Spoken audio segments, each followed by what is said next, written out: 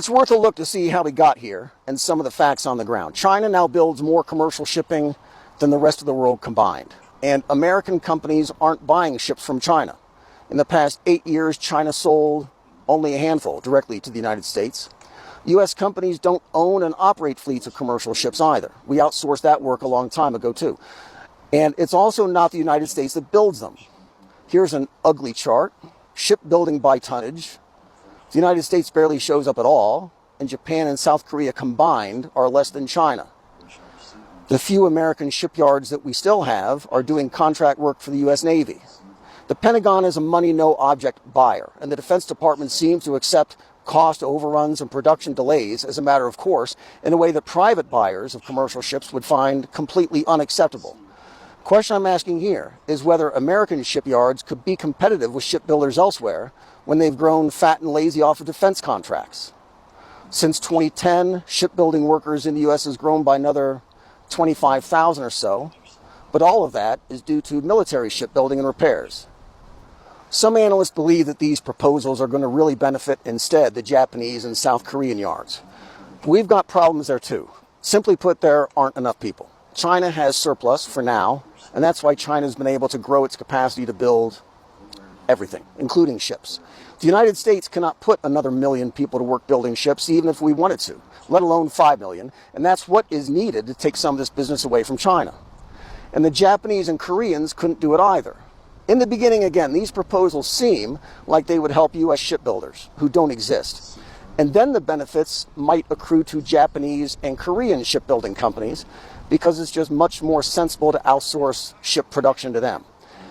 A joint venture between a Korean yard and a U.S. one could paper over the ownership problem, for example. But that is already being tried. And the Koreans are already facing big problems because South Korea doesn't have enough skilled workers either. Hanwha and Hyundai, Korean companies, have U.S. Navy contracts for repair and maintenance. But they're already facing labor shortages in servicing those contracts. South Korea brings in workers from other countries to do the contract work, and local unions in Korea are objecting to that. That's Korea. Here's the problem with Japan from the U.S. perspective. Japanese shipbuilders have joint ventures with Chinese shipyards.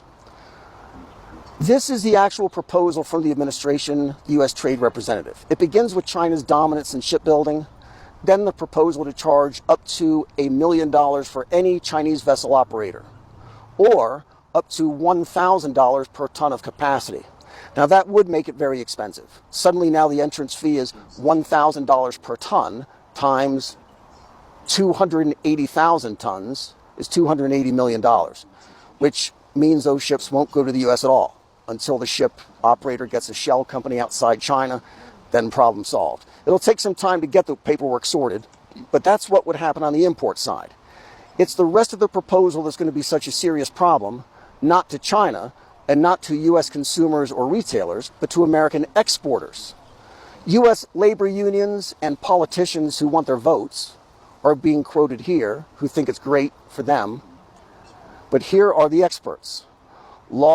If you meet a guy named Lars Jensen, probably just assume that he knows everything about the ocean and anything that's floating on it. And Lloyd's List is one of the oldest newspapers in the world. It's very deeply respected. Lloyd's of London has been in the shipping and cargo insurance business for longer than the United States has been a country. And these are some of the people whose job it will be on the first day to build the shipping and logistics systems to get around these new rules for inbound trade. But Jensen and Lloyd's agree. U.S. exporters likely will not survive the shock of what their new shipping bills are going to be if their products have to go out on U.S. ships, because we don't have any ships. This is Changde in Hebei. Be good. Family, to lead us the way, to show us to be better Christians, stronger believers, to encourage us and to love us. Give us good teachers. Give us strong ministers. Remind us daily to lift up our leaders in prayer.